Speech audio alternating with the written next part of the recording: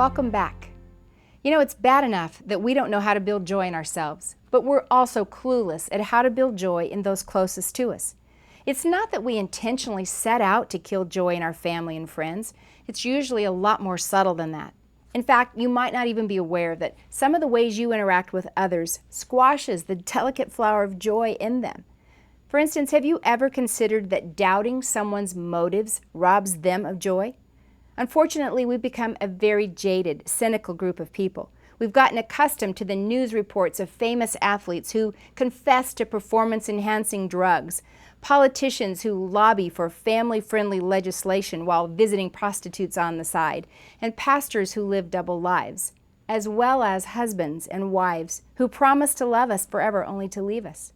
On top of the lies and failures of others, we recognize that we are not always entirely truthful or forthcoming, and we figure if we lie, others must be lying as well. The result is a cynical attitude that doubts everyone and everything, refusing to take anyone at face value. We decide we know what they really mean, no matter what they say.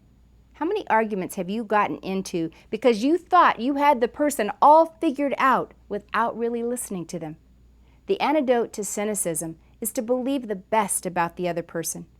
1 Corinthians 13:7 says, "If you love someone, you will always be loyal to him no matter what the cost. You will always believe in him, always expect the best of him, and always stand your ground in defending him." Maybe it's time to let the past be the past and let somebody have a second chance. Maybe it's time to start believing the best instead of the worst. Another way that you can build joy in someone else is to offer non-judgmental love instead of emphasizing their mistakes. If you're a perfectionist like me, you're probably someone who struggles with criticizing and judging others. I've been goofy enough to say, yes, I'm a perfectionist, but I just hold people to the same standards I hold myself. Yeah, sure, right, and Santa Claus is coming in July this year. Luke 6:37 says, "Don't pick on people, jump on their failures, criticize their faults, unless, of course, you want the same treatment. Don't condemn those who are down. That hardness can boomerang. Be easy on people. You'll find life a lot easier." The fact is, I can't meet my own standards, so there's no way that you can measure up. Focusing on the perfection in others destroys joy in them. We rationalize our judgmentalism by saying, "I thought you would want to know," as though people should be grateful that we love them enough to point out their flaws.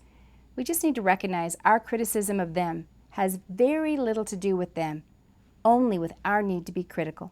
Romans 2:1 says, "Every time you criticize someone, you condemn yourself. It takes one to know one." Judgmental criticism of others is a well-known way of escaping detection in your own crimes and misdemeanors. You and I have a choice. We can focus our attention on the 80% of another person that we love and admire, or we can harp on the 20% we disapprove of. Which way do you think produces joy in others? Absolutely. Choosing to find joy in the part of them that is worthy of admiration and affirmation, minimizing the 20% that needs work. This brings joy not just to them, but to us as well.